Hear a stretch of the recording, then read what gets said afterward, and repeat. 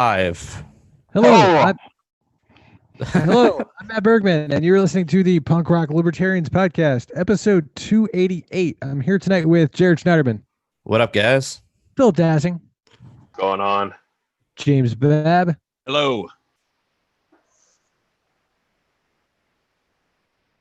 James Babb. Hello. He Can said you hear hello, me? dude. Okay, sorry. Dude, No, I'm here.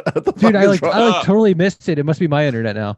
So, yeah, dude. Right. And Continuing. and special guest, Liberty Memes co-founder David Andrew Gay is with us tonight. Thanks for coming on, David. Always for liberty. Thank you for having me. Yeah, man. Hell yeah, dude. Right So on. like Liberty Memes. When did you and your brother start that page? So it goes back a little bit before we started the page. The two of us, me and Peter Gay, we were Ron Paul activists starting in about 2006, 2007, before he ran for president, actually.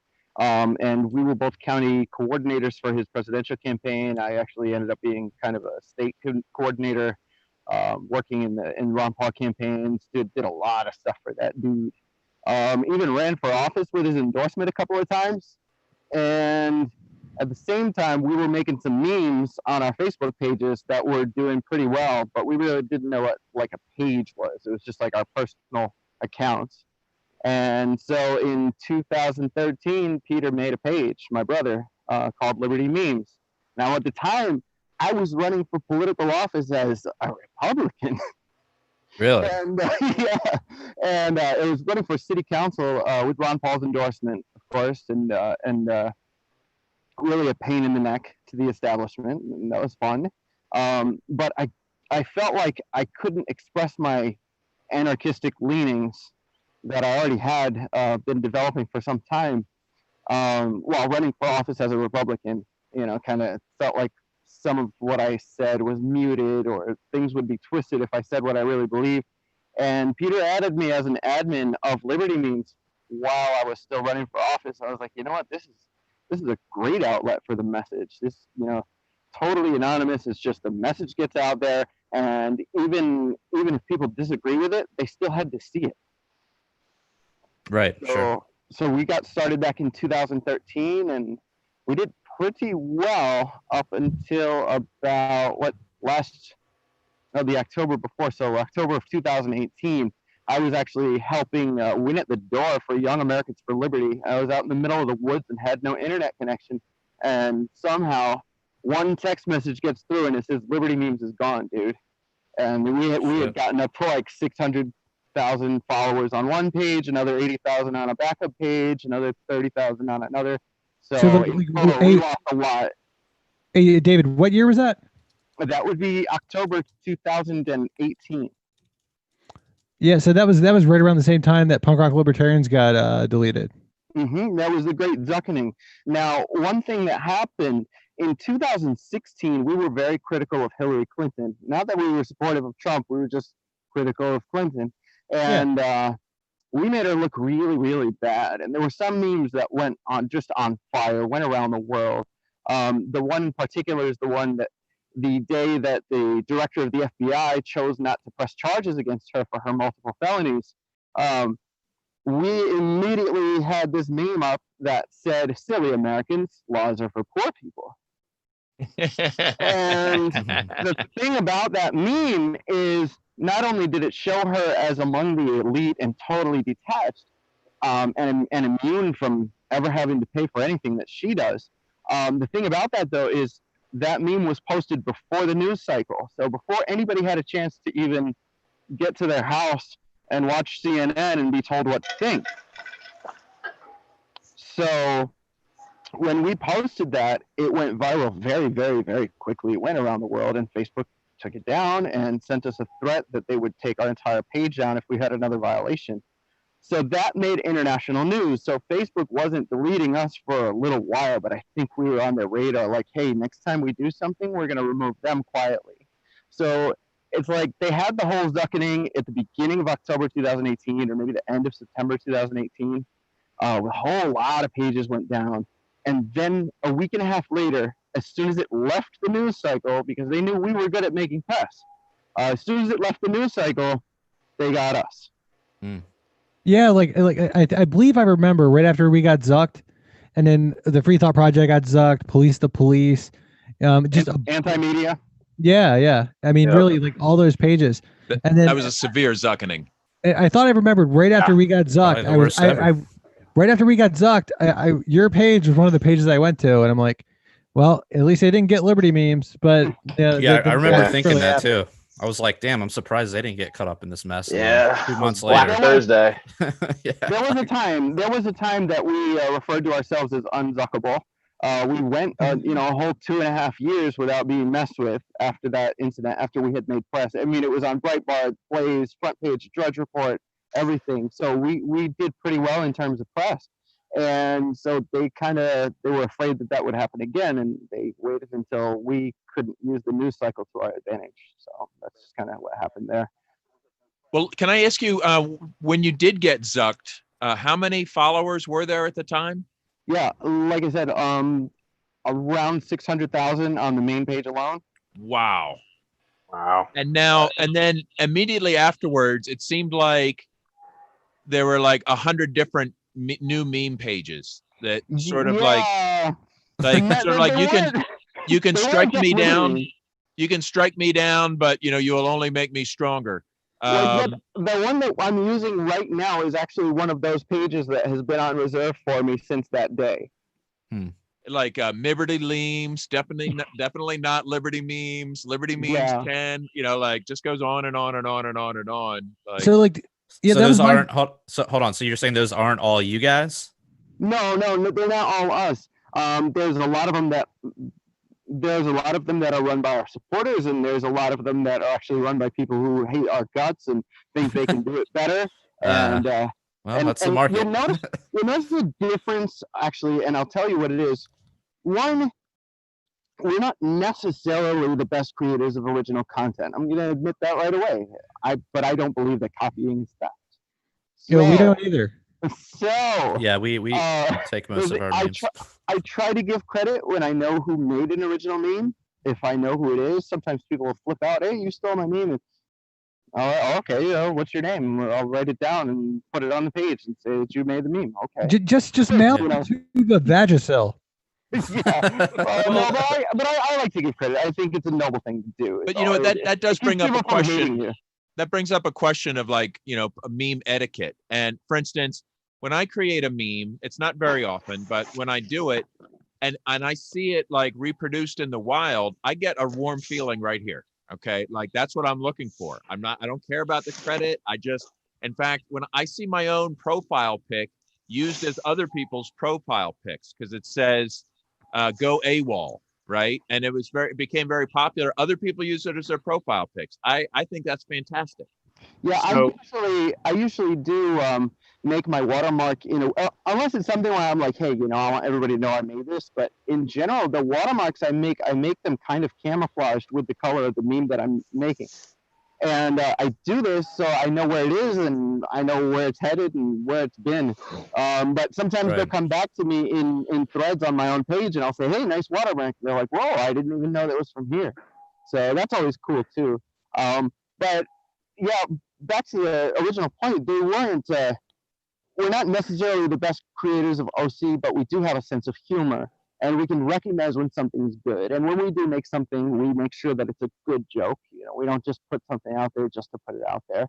You'll be able to tell one of the copycat pages that doesn't really follow us well when the humor sucks all the time, or it's just kind of corny or too serious, or if it's just like laced with superfluous profanity. Because we're kind of a PG-13 page. I think we were just talking earlier when we were waiting for you that if it wasn't for Liberty memes and maybe the real Southeastern volunteer Michigan militia meme page or a couple others, I wouldn't even need an internet. Like I'd be fine without it. But like to me, like this is such a value. I know to so many people that people say like, how can you even use Facebook anymore? That's garbage. Blah blah blah. I'm like, dude, the memes. That's all I like. What's not to love? Yeah, you guys were definitely like pioneers in the early days for like meme. Like you said, you didn't necessarily make them all yourself, but there is an art to curating them. And I just remember in the, just not It's to like say that you've curating. lost your touch, but like in the original meme page, it was like every meme that I saw was just like fire. It was just like, wow, I guess I got to follow these guys. And then, Yeah. Now about reach, after we were zucked and we had to rebuild our page, and everybody knows there was like a magic 5,000 and then 10,000 followers mark and a 15,000 followers mark, where everybody would just get their reach just shut down. Yeah. Now, actually, I suspect that either our posts from the last few days are so absolutely amazing that the whole country loves them, or that the content moderators are so busy trying to track down people who are planning actual violence that they haven't had time for libertarian pages lately, because They're doing COVID tracing, so they don't have time to worry about memes. Our reach actually recently went from between like 2 and 3 million per month all the way up to 6 million in 3 days. So that's pretty good. Yeah. The coincidence. That's not a coincidence. Yeah, Phil noticed one that happened with one of his memes, which normally sucks. So You guys all suck. We all suck. Everybody sucks. I'm just messing with Phil, but yeah. So I'd actually like to get in another thing that we do with Liberty Memes besides memes. Go for it, dude. In the past 2 years, or since March of 2018, when I created Liberty Memes community group, we've taken a shine to helping people through voluntary interaction. And in the past 2 years, inspired actually by voluntarism in America, voluntarism in action, we were inspired by them. They came to us and said, hey, you've got a lot of reach. Why don't we run this together? And we helped fund a kidney transplant for a little girl to the tune of like $40,000. And we were like, well, I like this. Our audience just came together for that. Let's do it again and again and again and again and again. And it got really annoying for some people, but other people were like, I'm going to stick around. And every time I have a chance to help, I'm going to help out. Otherwise, I'll just do what I can to help these posts get through. And at this point, we've helped raise nearly $1 million just by using our own network of the followers on the page and members of our group. I had no idea it was that much, but we've definitely noticed these campaigns. So that's amazing. Yeah, after a while, it gets, people realize just how consistent it is. When I was first doing it, they were like, oh, one of these friggin' handout things again. Oh, one of these things again. And it got to the point where a lot of people left, or even to the point where a lot of people were rage quitting. They thought that we were like, I don't know, organizing these campaigns with friends so that we could get a cut or something like that. But whatever it is, they didn't like it. But a lot of people stayed around, and enough people to make that sustainable. And we've just been able to help so many people that it's just been amazing, with life-saving surgeries, eviction prevention, paying people's entire mortgages to the tune of over $10,000. And this is just like with 100 to 200 people being active in a cause at a time. Wow. What do you use to raise money for that? What platform? Anything that the person can use. If the person needs it on Venmo, we could do it through Venmo. If they need it through Cash App or PayPal or GoFundMe, just really a litany, because we're not the ones that set them up. We're not the ones that actually make them. We don't receive any of the funds. They don't come to us. Unless it's something that I'm going to physically go out and do myself. I'm not raising any of that money for myself. So that goes straight to the recipient. And so we're basically the hosts and we're the promoters of the cause. And that's pretty much my job. I do that full time, because when there's a cause, there's a lot more that goes into it than just posting it to the page. There's a lot of curation that goes on. There's vetting that goes on. There's messaging all my different groups that help break through the algorithm. There's commenting. There's reposting. There's finding different ways to word things so that people actually get the point that this person needs help. There's a lot that goes into it. And then there's also all the pushback things. And then there's every time you successfully fund a cause, you get 15 more in your inbox, and that's heartbreaking. Right. Do you ever get one that's like, oh, come on, you're just a loser. Forget it, like, go help yourself. Like, no, we're not covering your beer fund this week. Or all the time. And so I made it to the point where, like, I just don't care at this point. We do what we can to help who we can when we can, and I don't really care what it's for. usually I try to find causes that the community will support, of course. But there's some things that people will support and some things that they won't. For example, people don't like to pay for veterinary bills. They don't care about animals. They only care about people. And then there's people who only care about animals and want people to die. So they won't help all the other causes. It's a wonderfully diverse community. We have both kinds of sick bastards. Yeah. Oh, yeah, there's some total douche nozzles out there. So I'm actually just sitting here in the park. Let me stand up for a minute. Anyway, yeah, there's all kinds of causes that we've helped, and there's a lot that we have to reject just because they're not sustainable.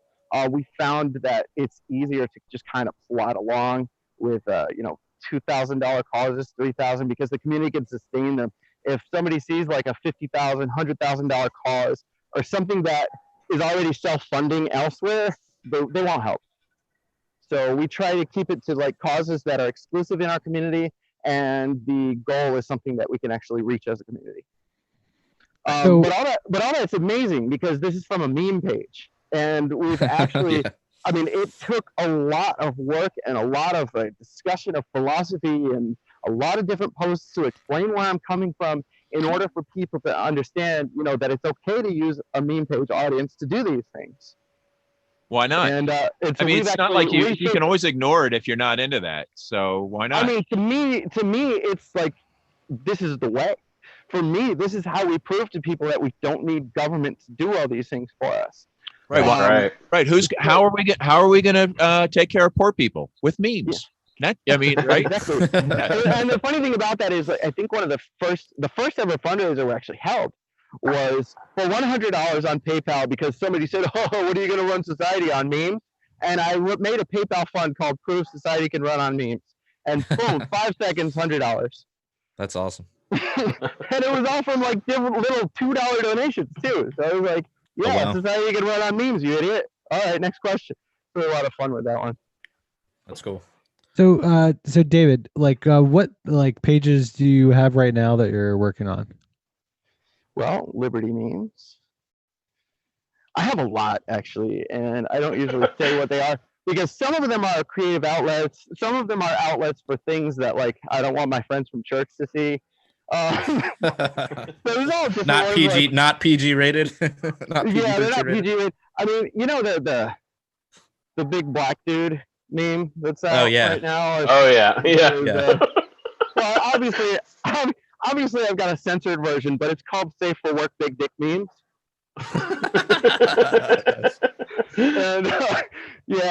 And it's pretty much just ridiculous memes with that dude. The "Y'all with the Cult" meme with Hank Hill. Yeah. Oh yeah, y'all with the cult.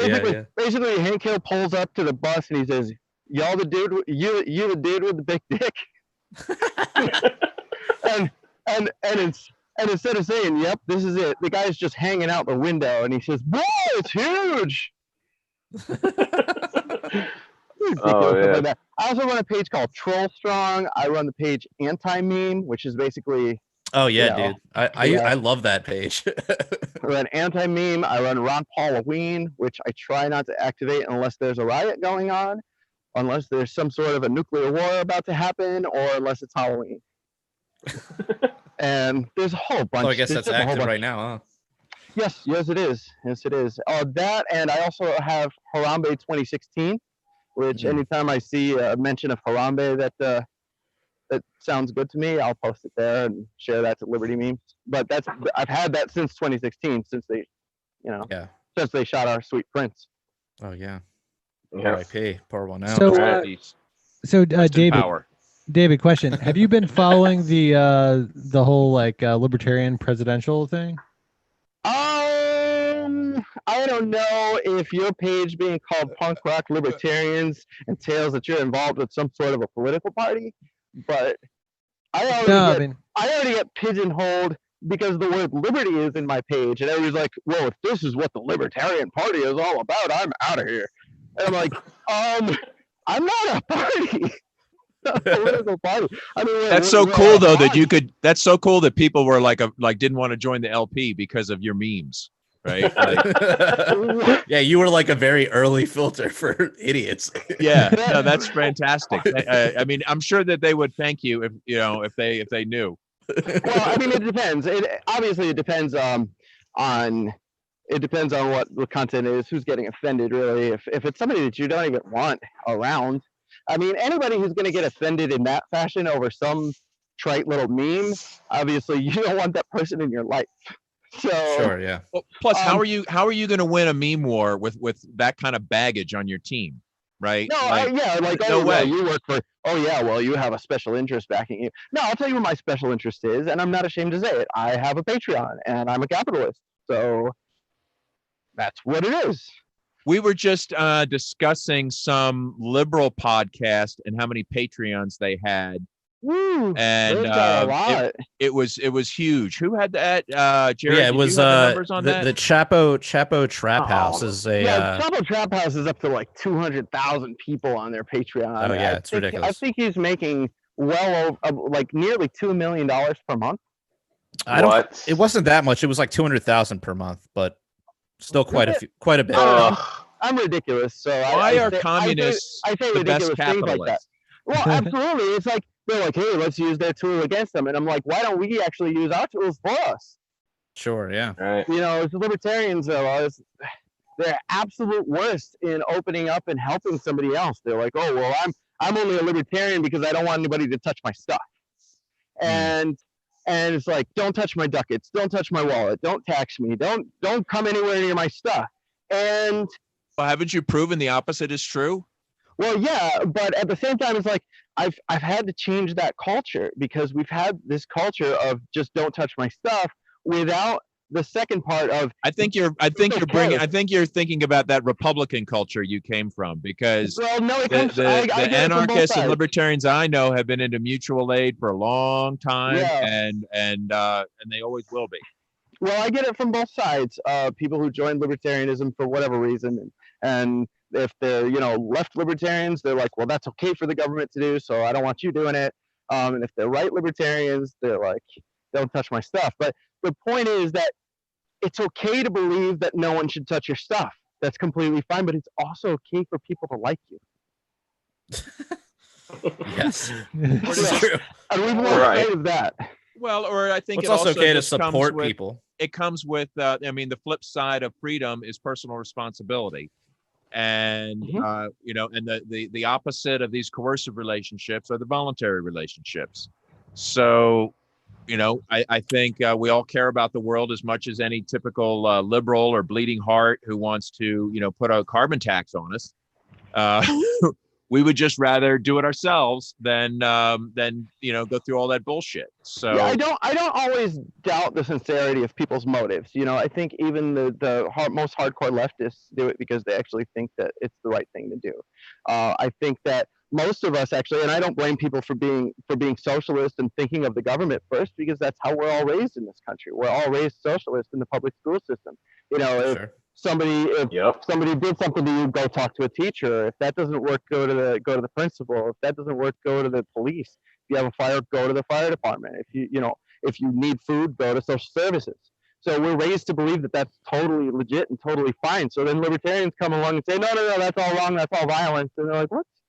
This is the American way. This is what I've been living. Yeah. So it does come as a shock to a lot of people. And so we can't just be like, okay, you're a commie asshole just because, you believe that it's okay for you to get food stamps. I don't think it's a good idea. I don't think that we should do it. I think it creates dependency. But I can't hate my neighbor because they get food stamps. Sure. Hey, let me ask you a question about what's the role of memes in the culture war of this era, and how important is it in terms of history and changes in media and how it affects the course of the world? Where would you rank memes? Well, to me, again, it depends. For me, it has to be funny.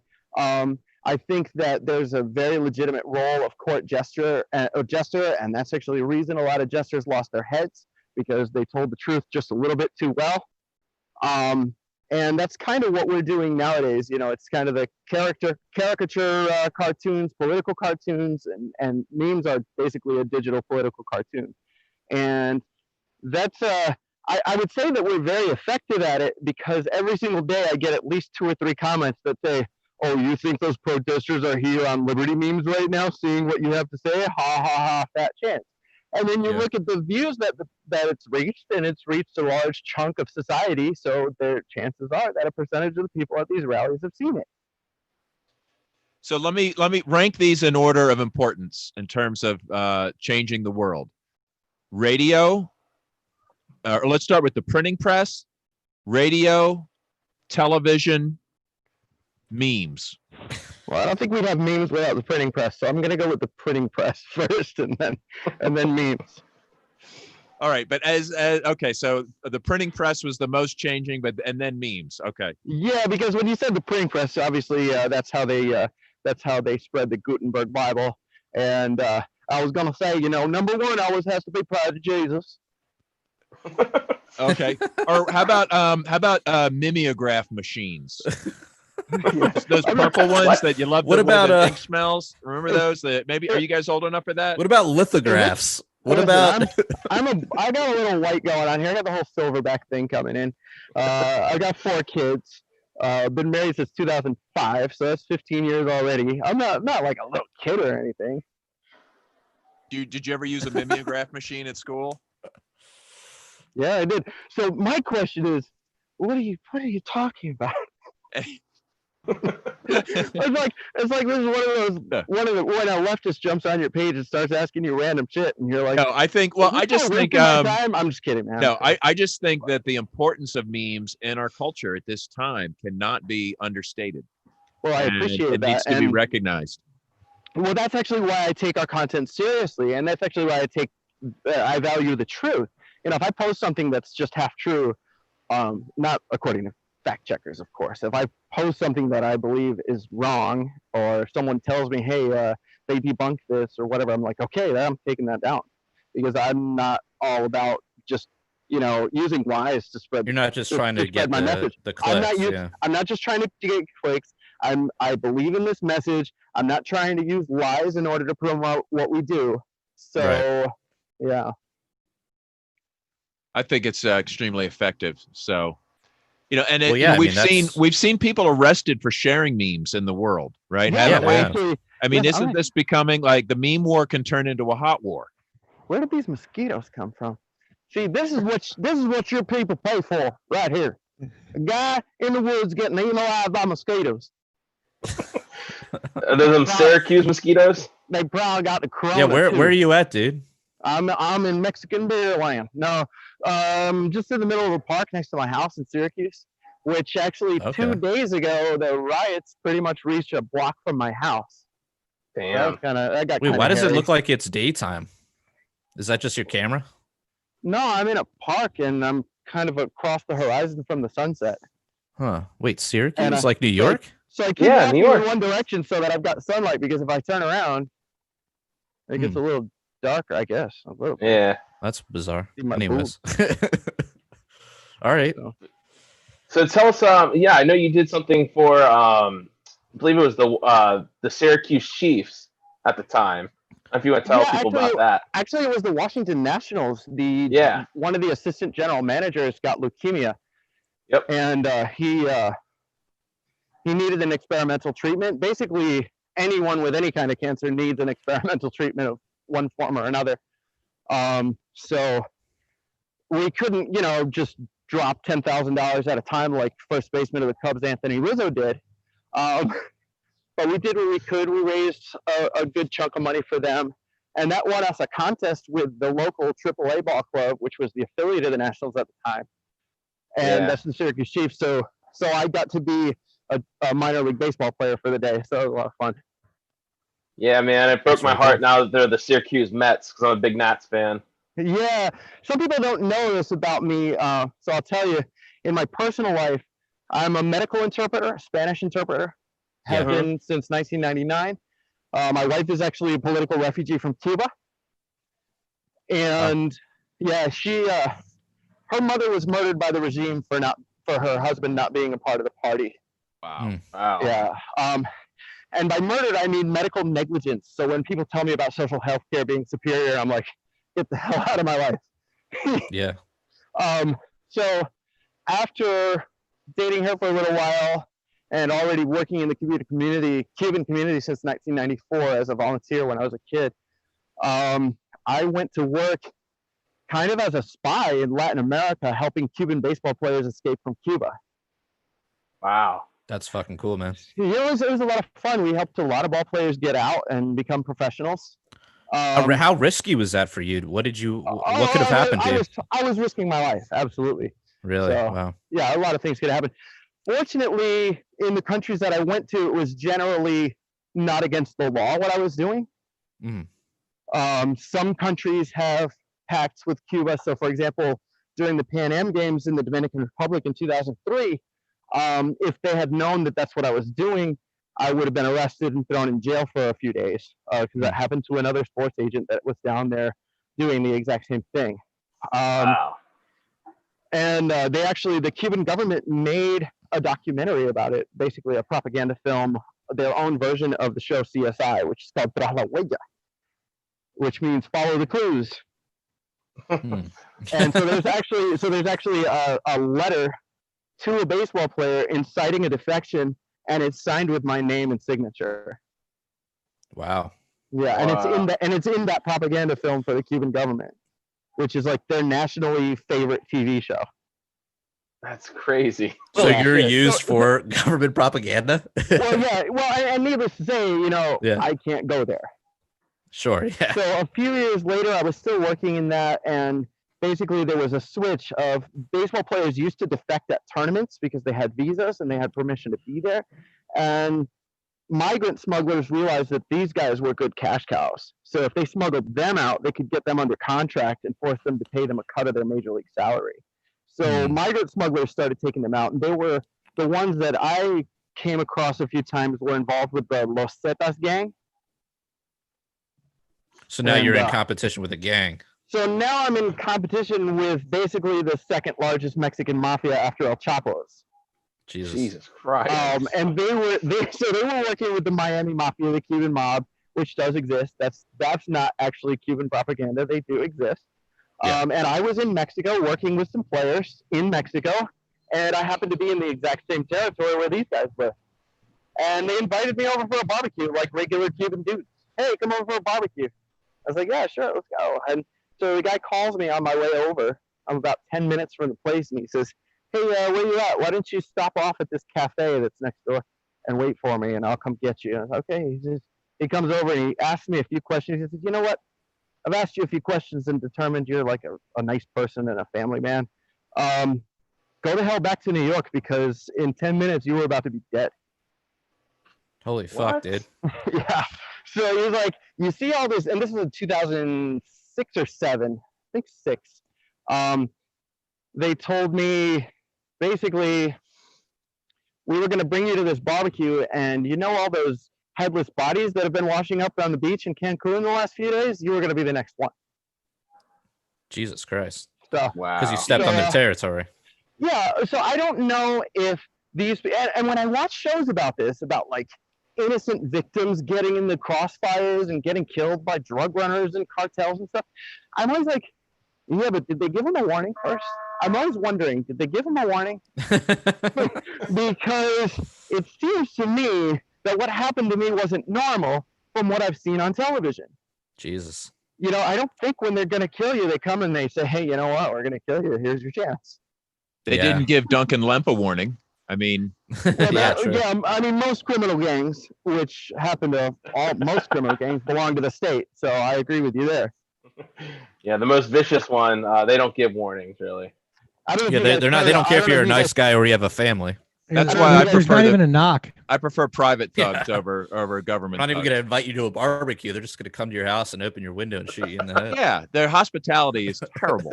Yeah. Well, I mean, there was one common thread, obviously, they're a criminal gang, and there was a pig roast involved. Yeah. But no, I had absolutely no interest in competing with that.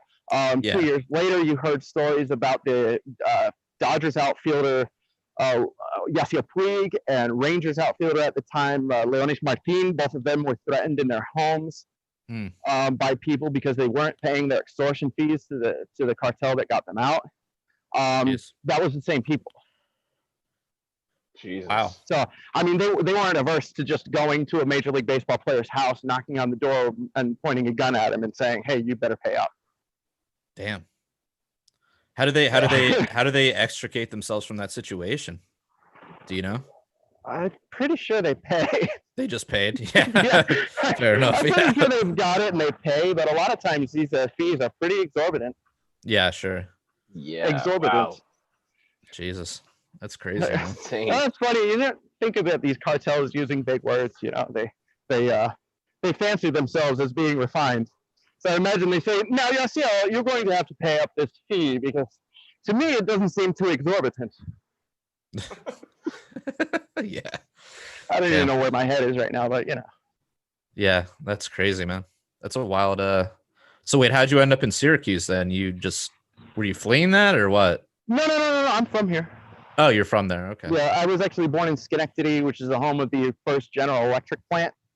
My grandparents emigrated from Scotland to be engineers at that plant, and that's why I'm here. Nice. Otherwise, I'd be in this ugly, annoying country called Scotland, where it's always raining. Mm.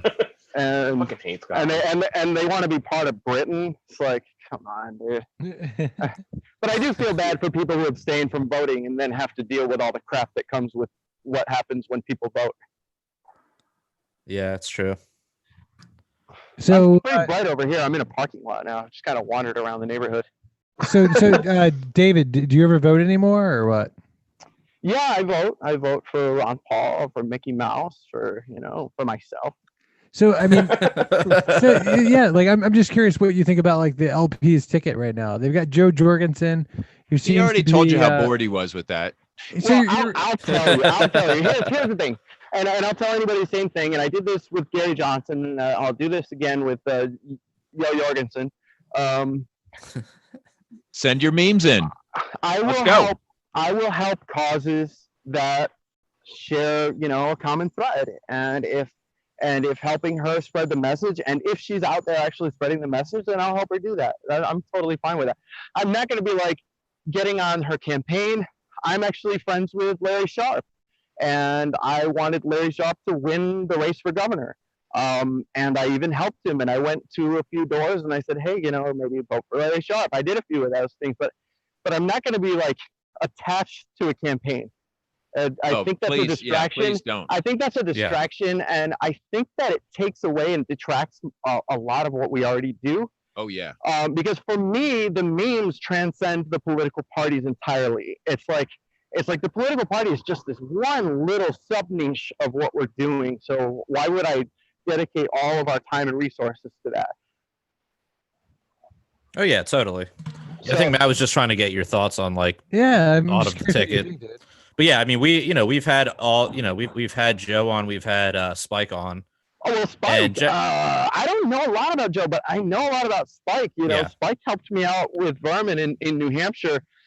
I went to the New Hampshire primary after one of our recent pages was zucked, and held up some signs that said, "Why did Facebook delete Liberty memes?" And Spike's the one who helped me coordinate with Vermin to get Vermin to do it. Oh, that's awesome. Right on. So badass. So we got a little press, a little bit of attention. I was even interviewed by Vice. Excellent.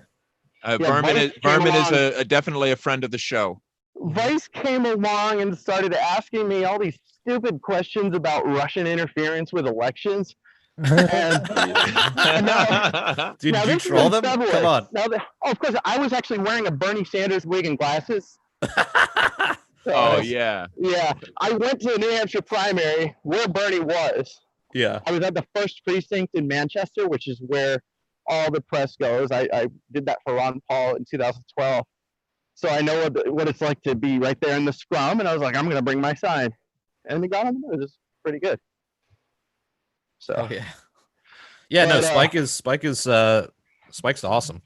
But yeah, Vice is like comes up to me and films me. Obviously, they want me to look like the crazy redneck, So they're asking me all this stuff about Russian interference. I'm like, sweetheart, just because the Russians may or may not have interfered doesn't mean that Americans didn't hate Hillary Clinton. All by themselves. It's kind of the flip side of of what Tom Woods always says about Iran, where he's like, all these conservatives, are angry because Iran is saying that the United States has terrible policies and Hillary Clinton is Secretary of State. Maybe the Iranians have the same reasons to hate Hillary Clinton that we do. Oh, that's going to make their heads explode. Yeah, Right. So it did. I don't know if it Short circuit. Obviously, it got put on the shelf for the whole coronavirus, murder hornets, Tiger King, and riots thing. But and what a boon that has been for memes. Oh yeah. Oh, yeah. For sure. Well, it's been a boon for us too. We've had on a ton of people that are just stuck in their houses and desperate to go on, desperate to talk to people. I mean, there's a line you walk there, because if you don't believe in spreading their propaganda, obviously, if you're going to be memeing every single thing that they do on television, you're giving more attention to that thing that they're doing on television.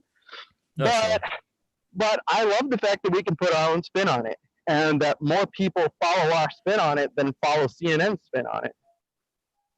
It's more legitimate. Why wouldn't they? Yeah. Well, I don't mean followers. I just mean, I mean, Well, in viral views and things. And see, I feel like I don't follow have to memes. watch. I don't have to watch the news because I can see it filtered through Liberty memes, right? Well, Like I can still understand what's going on in the world, but I don't have to sit through the mainstream media and the ads and the it's too infuriating. Boil it into the memes, and I can digest it easily. Yeah, that's part of what we do. Thank you for your service. Unironically, you're welcome for my service. Oh yeah, man. Yeah. So, man. So are you still on that Instacart vibe, dude?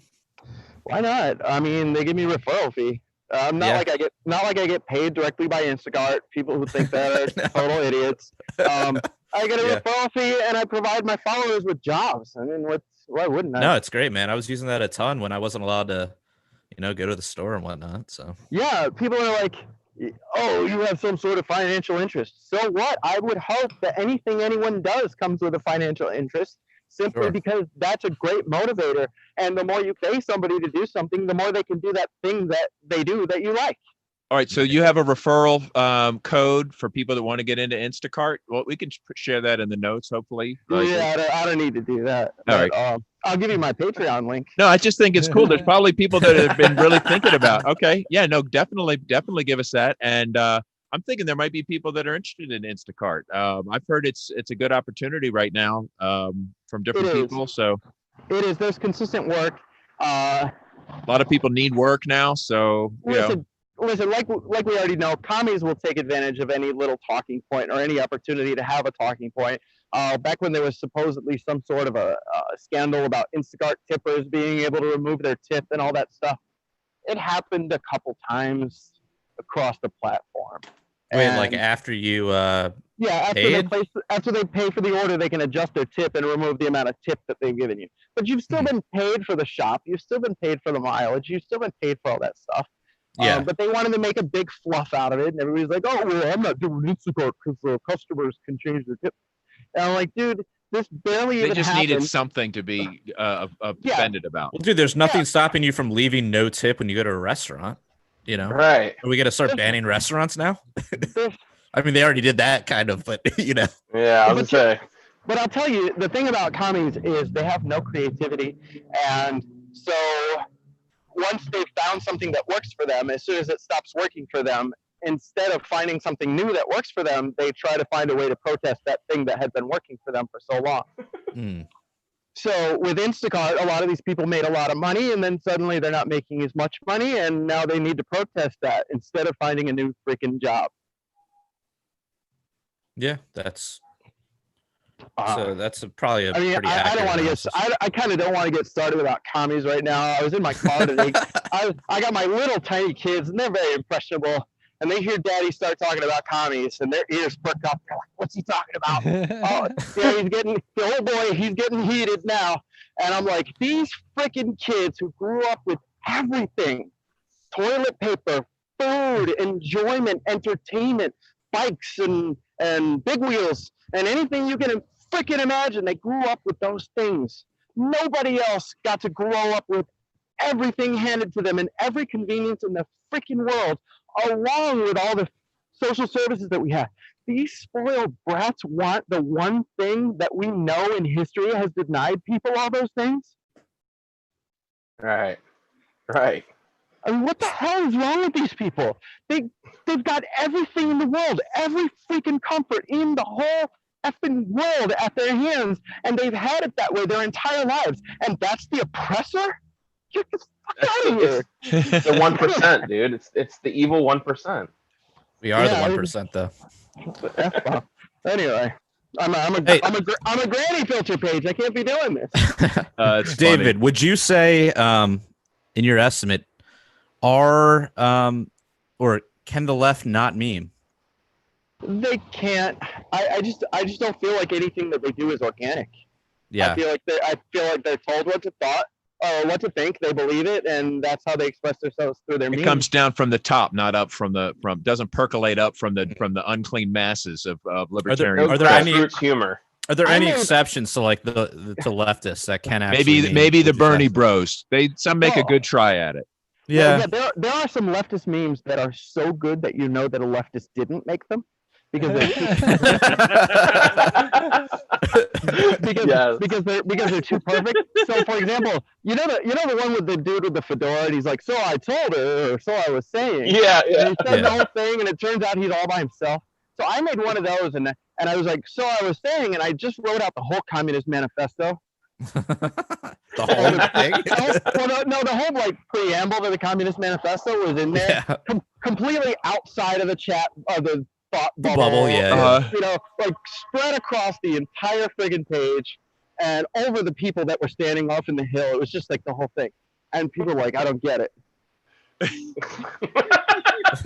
It's a little too specific for some people. Yeah, they were like, "I don't get it. What is this? Is this a leftist meme?" I was like, "Well, it's kind of a leftist meme." Yeah. I think you know what I think a great meme will transcend these classes and whether the libertarians are the butt of the joke or the commies are the butt of the joke.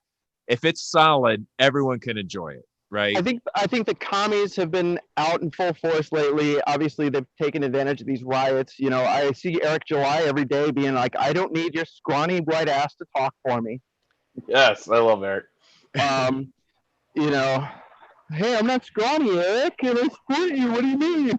No, but these freaking commies. When I drove down to the protests in my city a couple nights ago, and they were kind of dissipating. The regular ones were, and suddenly, from every corner of the city while I'm driving, I see these skateboarders and kids, like, nothing against skateboarders, sorry.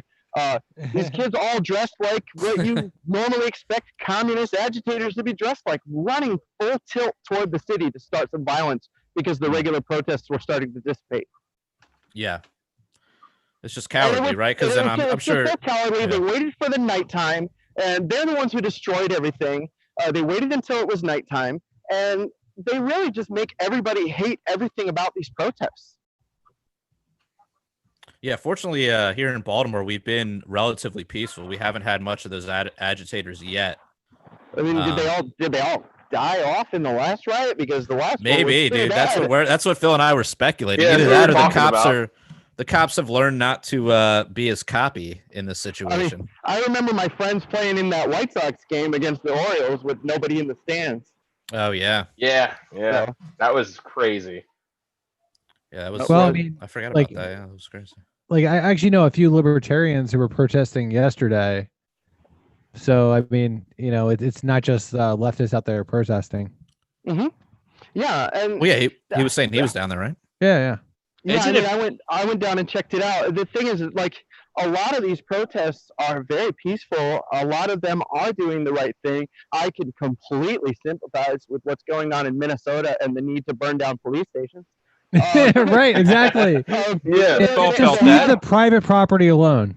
Exactly. But then obviously you get the fedoritarians commenting, and they're like, "Well, what's not important right now? What's important is that they're getting their rage out. Private property can come second." I'm like, "No, it can't." Right. Did you hear in Philly they've been bombing ATMs, and one guy even blew himself up in the process? Well, I mean, they get what they deserve, and I say the same thing for the police. These people in Buffalo were trying to basically gang rape a dude in the street last night, and somebody just drove right over them. Yeah, Wow. I saw that. That was fucking Jesus. crazy. It's Damn, all, send me a link. But it's all really Savage. tragic. It's all really tragic, though. It's like all these people are getting the consequences of their action, which they rightly deserve, and at the same time, they're doing these actions in the first place because they've been raised to believe that violence is the way to get what you need. Well, Yeah. we had a situation also in Philly where a gun store owner was being looted. He shot the looter and was criticized by the mayor for being a vigilante, taking the law into his own hands. And we don't need this, blah, blah, blah, blah, blah. The mental gymnastics that it requires to say that the guy defending himself from rioters who are saying that this is how they're going to change the law is the guy taking the law into his own hands. And it's a gun store. So like bizarre. literally, they wanted that store to get robbed and all those guns to be released on the street, I guess. Well, I mean, they're taking a page from Fast and Furious, of course. And I don't mean the movie. I mean Eric Holder's program. Oh like yeah, the, sure. Of course, Yeah. yeah. You know Oh, what's yeah, man. funny? My congressman right now is allegedly a conservative Republican. His name is John Katko. How did And you buy a John- congressman? And how much did he That's cost? funny. Yeah, well, you don't want to know what it cost my behind. Since you mentioned he was your congressman, I'm just wondering, what the going price is. Well, as long as they say that they belong to us, then I'm going to say that he belongs to me. This man's my slave. No, this jackass, he was an assistant attorney general, a U.S. attorney general in the Southwest during Fast and Furious. And Wow. when he came to the Republican meetings at the time, I was helping another congressional candidate talk to the, keep on message with more like a liberty message at the time. And he came to the meetings with his resume, and it was loaded with commendations from Hillary Clinton, Bill Clinton, Janet Reno, Eric Holder. And I'm like, what's this nonsense? You're running as a Republican, and all the people in here support this guy while he's handing you a resume that says, I work for the left? Yeah, I work for the most sadistic and Not even crazy just the left, people. like the worst people in Just politics the worst ever. people ever. Yeah. But how do you Hey, work, guys, how do Like, how do forget you about work, what side they're on. They're just Well, that's horrible what got people. Bob Barr the LP nomination. But how do you work as, a vice principal, per se, of the U.S. Attorney's Office in the Southwest at the exact same time Fast and Furious is happening and not have anything to do with it? Right. Oh, I yeah, don't think that's possible. And that's one of the reasons. That's one of the reasons it went away, is because a lot of the people in charge of it were Republicans. Mm. So they didn't want to pursue Holder. That makes sense. Yeah, why would they? Why would they? These people all work together. Most U.S. Yeah. attorneys, a lot of them are conservative Republicans. They claim to be apolitical, or they call themselves conservative Republicans once they run for office. Sure. So they're like, yeah, we don't need you digging into that particular thing because we were part of that. And that's the same for most of these scandals. Yeah, it's true. So, I mean, bipartisanship is when the two sides team up to rob us. Yeah. Exactly. Yeah, we want the least bipartisanship we can get. Yes, Yeah, can you I please stop The most reaching across gridlock that? possible. Please stop reaching across that aisle. It's kind of hurting my livelihood. Yeah, I mean, when they reach around the aisle, that's the worst. They're reaching around. Yeah. Well, there may or may not That's what have that been a $1,200 reach around was. involved. That's $1,200. That's that $1,200 just the reach around. Did you see that meme we posted on Liberty Memes? They were like, showed the city on fire, and it was a live stream, and the first comment was, well, I guess we're not getting a second stimulus check. Yeah. Well, But Oh, isn't, man. but I'm isn't like, there what- talk now of don't we get like riot stimulus checks? Shouldn't there be a new round of like just people get paid? Yeah. Won't there 'cause, be small business loans that go to like fucking Walmart? Well, yeah, and then there's these bastards. Then there's these total bastards. They're like, "Oh, well, we took care of you during coronavirus. We paid you money." Well, like, what friggin' family of 6, 7, or 8 can live off $3,000 for 4 months? They didn't even send 3,000. They sent, well, yeah, I guess 1,200. Well, per person. yeah. Yeah. No, I'm just saying, like, on average, you get 1,200 here and then another Plus a kid, 500 yeah. per kid or Right, whatever. right. And it's a like, lot of people didn't qualify for anything. So, yeah, a lot of people didn't get anything just because the system neglected them. Even if there were people who do file, a lot of people don't file, so they're not going to get anything. A lot of people are of different ages. Think about Yeah, What about college students just striking out on their own in life? You know, people who just turned 18 and need to pay for an apartment and don't have any work, and they've never filed taxes right. They would have had a before. They get restaurant job. nothing. They would have had a restaurant job or a retail job, and now Or they're all gone. Or they would have had nothing, or they just graduated from college and they were about to move into an apartment and now they live in their parents' basement. Right. So, Right, and there's a woman I work with. She got put in her bank account. She got $1,200 just put right in her bank account, and then she got one $1,200 check sent in the mail. So she got doubled up. Oh yeah. Yeah. And it's the same check too. So it's like, what the fuck? I got the bank deposit and then the nice for town lately. Yeah, I was gonna say, dude, they've been lighting that shit off in my neighborhood all week. Oh, cool. And I keep getting like citizen notifications like, oh, there's gunshots in your neighborhood. Fucking idiots. Oh, no, there's gunshots. Like, shut up. I don't really care about that. If I'm gonna die, I'm gonna die. It's just how it is. But my family is my first priority, so I'll take care of them first and foremost. And after that, whatever happens to me, I don't really care. Well, like I live in a neighborhood in Baltimore. Like I'm like a stone throw away from Baltimore City.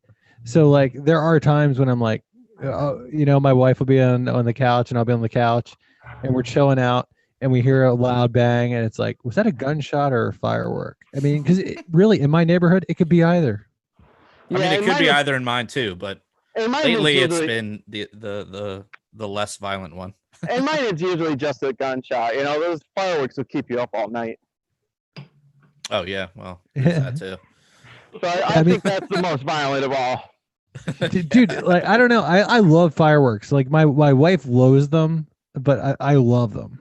Yeah, I mean, they're cool to watch, I guess, for like 5 minutes until your neck starts hurting and you're like, I mean, all right. I like hearing them too. I mean, and I think it has to do with the fact that they're illegal where we live. Like every time I hear it, I'm like, oh, cool, that's a person that disobeys a bullshit law. That's true, dude. That's true. I mean, who just said their neck hurts from? Wait, who just said their neck hurts from watching fireworks?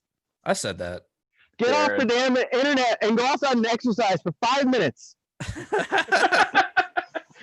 Yeah, I'm just saying when you're like looking up into the sky. Yeah, Jared, you just gotta log out of fucking X Hamster, dude. He's like, oh, close those 8 X Hamster windows. Dude, my gym, all my gyms are closed, dude. What am I supposed to do? Like, oh shit, why you gotta do me dirty, Dad, man? I can't do my neck. How am I gonna work those forearms? Yeah, how am I gonna? Well, that exercise has already been handled, bro.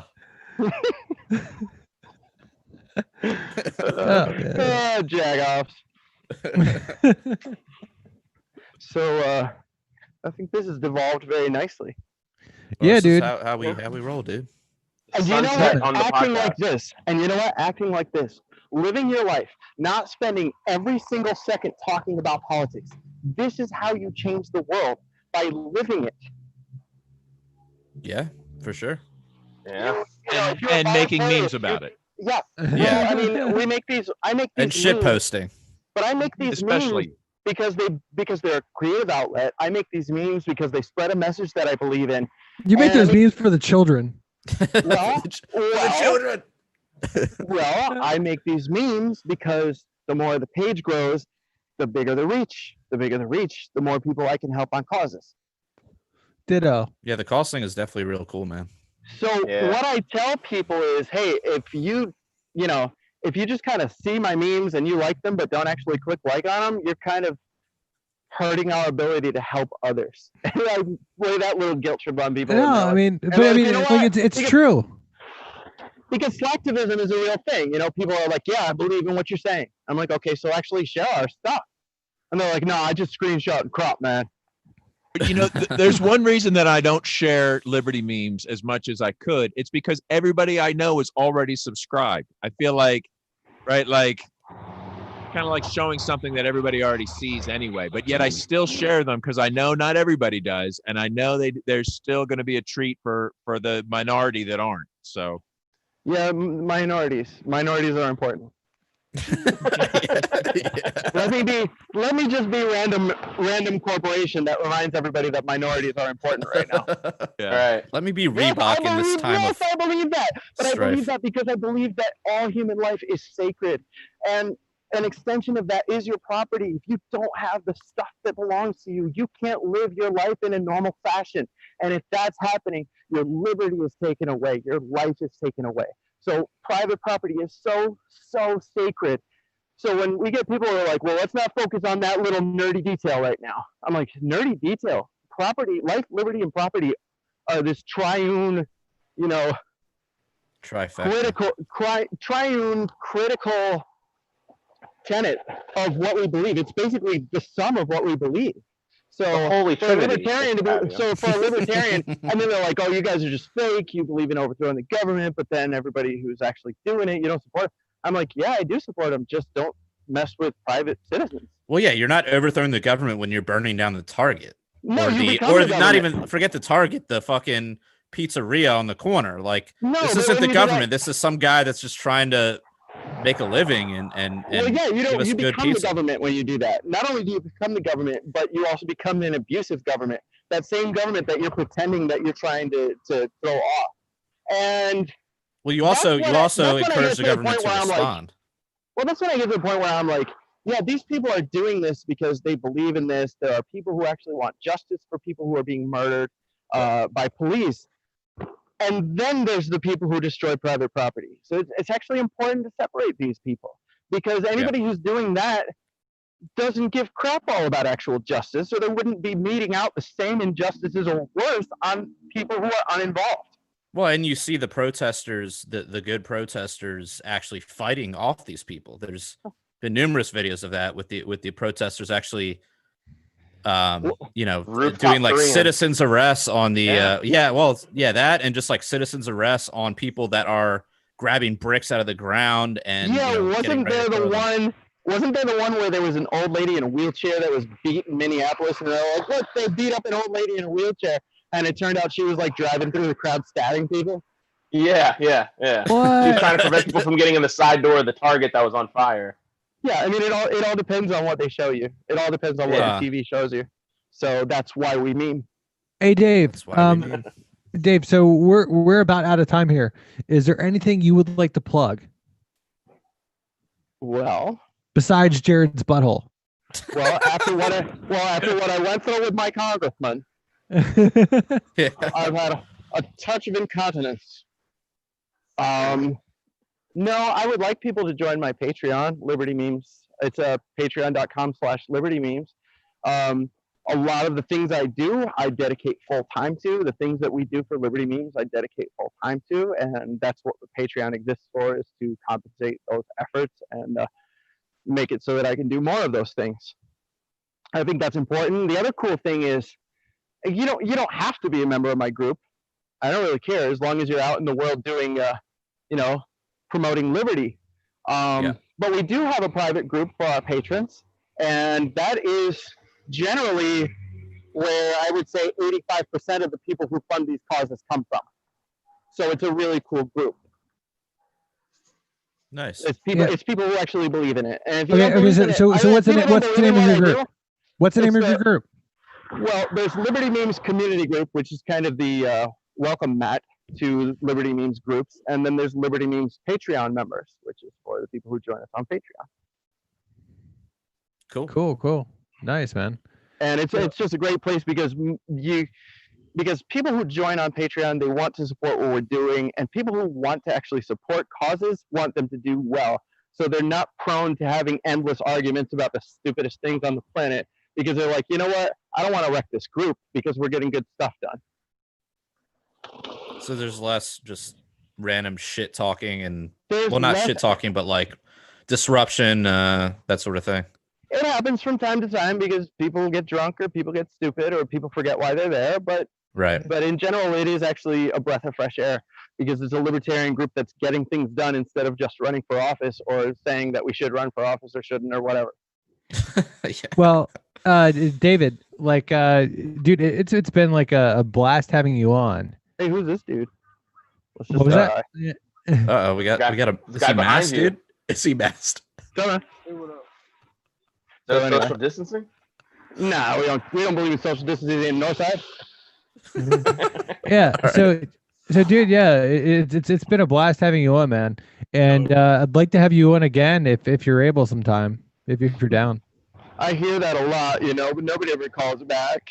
Oh no, I mean Dude, I'll send seriously, you a like, text later, right? if you're down, let me know, dude. Bill's gonna try to send you a dick pic, dude. It's like when you it's like when you still have a PS3 and everybody else in the neighborhood has PS4. They're just like, we're not gonna play with him anymore. This dude had to download 3 apps to be able to do this call tonight. So he's kind of this guy has horrible audio. We're not letting him back on. Exactly. No, okay, dude. Seriously, if you want to come back on, just to like fucking keep in touch, man. Because I mean, I'd be down to have you back on, man. I like what you do, and then, dude, I remember like way back years ago, like I started Punk Rock Libertarians in 2009, and then like I remember like throughout the years there was a number of times when I would send like private messages to your page, and we would help promote each other's shit. And that was me. That was me, and that's one of the other things. Well, dude, I don't fucking forget that, dude.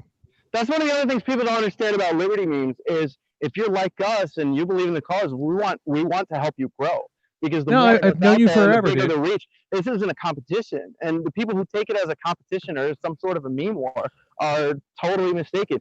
We should be in this together. We should be helping each other grow because each one of us reaches a different corner of the world. Yeah. Yeah, 100%. Hell yeah, man. Fuck yeah, dude. Yeah. Dude. Hey, brother. Dude, make no mistake. Make no mistake, dude. We love you around here, man. And if you ever want to come back on, dude, hit us up. Otherwise, we're gonna fucking hit you up, dude. Yeah, hit me up, bros. Hell yeah, man. So yeah, we've got t-shirts over at libertariancountry.com. If you type in the code PRL, you'll receive a 10% discount. If you spend $50 or more and you type in the code PRL2, you'll receive a 20% discount. I'll buy some of them. Yeah. This podcast is brought to you in part by Conversations About Freedom podcast, hosted by Moral Bob. And you can also visit Punk Rock Libertarians over at Patreon and help keep the electricity on over here in Anarchy Basement. Podcast ranker too. Oh yeah, one more. Yeah, libertypodcastranker.com. Check that shit out. Vote for your favorite podcasts. Yeah. And as long as it's Punk Rock Libertarians. There you go. And vote right for us now, first, and then vote for your next favorite. Yeah, and right now we're gonna go over to Anarchy Bar. So if you guys want to like drink a beer and smoke a bowl with us, follow us over there. It's on Facebook, the group Anarchy Bar, hosted by Punk Rock Libertarians. Until next time, live free Or die.